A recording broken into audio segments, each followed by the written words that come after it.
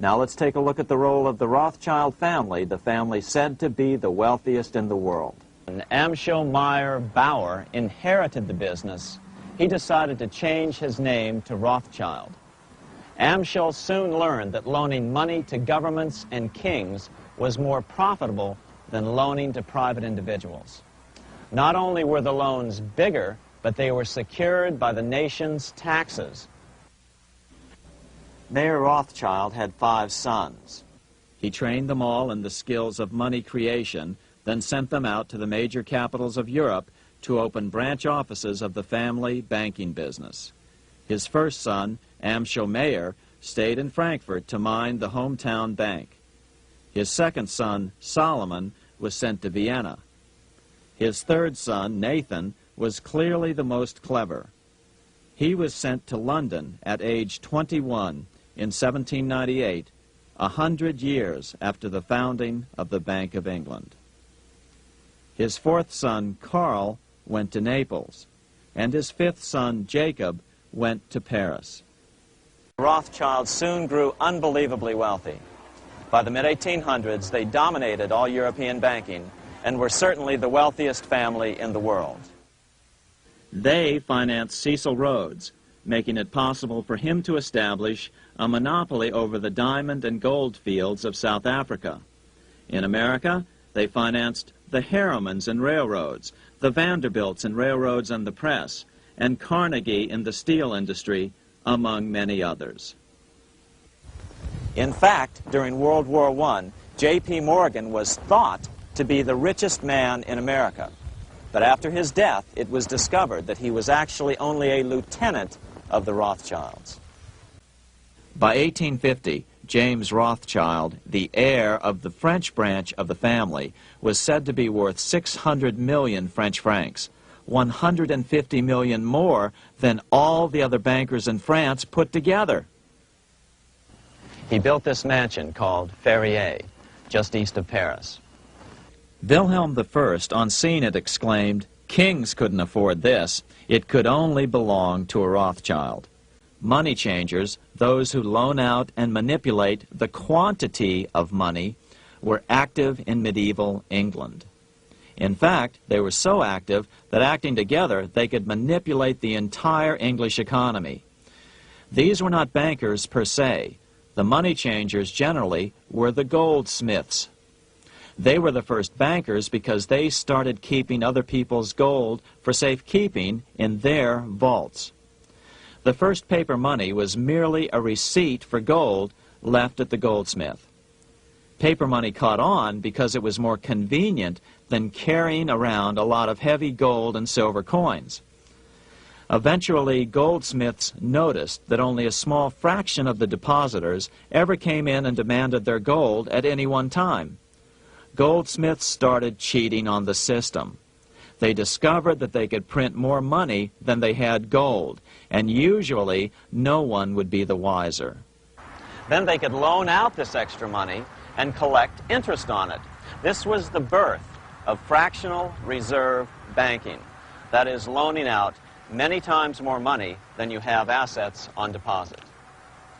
So, if $1,000 in gold were deposited with them, they could loan out about $10,000 in paper money and draw interest payments on it, and no one would ever discover the deception. By this means, goldsmiths gradually accumulated more and more wealth and used this wealth to accumulate more and more gold. Today, this practice of loaning out more money than there are reserves is known as fractional reserve banking. Every bank in the United States is allowed to loan out at least 10 times more money than they actually have. That's why they get rich on charging, let's say, 8% interest. It's not really 8% per year, which is their income. It's 80%. That's why bank buildings are always the largest in town.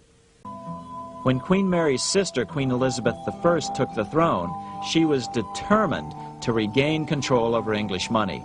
Her solution was to issue gold and silver coins from the public treasury and take the control over the money supply away from the money changers. Oliver Cromwell finally overthrew King Charles, purged the Parliament, and put the king to death. the money changers were immediately allowed to consolidate their financial power. The result was that for the next 50 years, the money changers plunged Great Britain into a series of costly wars. They took over a square mile of property in the center of London, known as the City of London. This area today is still known as one of the 3 predominant financial centers of the world. By the end of the 1600s, England was in financial ruin. 50 years of more or less continuous wars with France and Holland had exhausted her.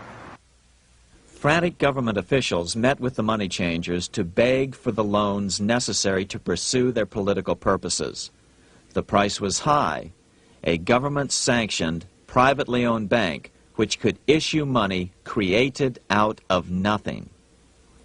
It was to be the modern world's first privately owned central bank, the Bank of England. Although it was deceptively called the Bank of England to make the general population think it was part of the government, it was not. Like any other private corporation, the Bank of England sold shares to get started. The investors, whose names were never revealed, were supposed to put up £1.25 million British pounds in gold coin to buy their shares in the bank. The bank was duly chartered in 1694 and started out in the business of loaning out several times the money it supposedly had in reserves, all at interest. In exchange, the new bank would loan British politicians as much of the new currency as they wanted, as long as they secured the debt by direct taxation of the British people. So, legalization of the Bank of England amounted to nothing less than legal counterfeiting of a national currency for private gain. Unfortunately, nearly every nation now has a privately controlled central bank using the Bank of England as the basic model. Such is the power of these central banks that they soon take total control over a nation's economy. It soon amounts to nothing but a plutocracy ruled by the rich. The central bank scam is really a hidden tax. The nation sells bonds to the central bank to pay for things it does not have the political will to raise taxes to pay for. But the bonds are purchased with money the central bank creates out of nothing. More money in circulation makes your money worth less. The government gets as much money as it needs, and the people pay for it in inflation. The beauty of the plan is that not one person in 1,000 can figure it out because it's usually hidden behind complex-sounding economics gibberish. In 1790, less than 3 years after the Constitution had been signed, the money changers struck again. The newly appointed first Secretary of the Treasury, Alexander Hamilton, proposed a bill to the Congress calling for a new, privately owned central bank. Coincidentally, that was the very year that Amschel Rothschild made his pronouncement from his flagship bank in Frankfurt. Let me issue and control a nation's money, and I care not who writes the laws. After a year of intense debate, in 1791, Congress passed the bill and gave it a 20-year charter. The new bank was to be called the First Bank of the United States, or BUS. The bank was given a monopoly on printing U.S. currency, even though 80% of its stock would be held by private investors. The other 20% would be purchased by the U.S. government.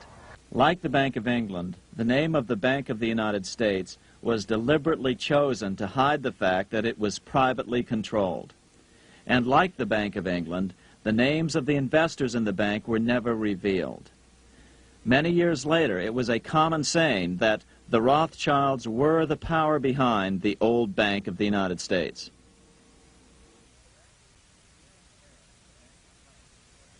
Here in Paris, the Bank of France was organized in 1800, just like the Bank of England. But Napoleon decided France had to break free of debt, and he never trusted the Bank of France. He declared that when a government is dependent upon bankers for money, the bankers, not the leaders of the government, are in control.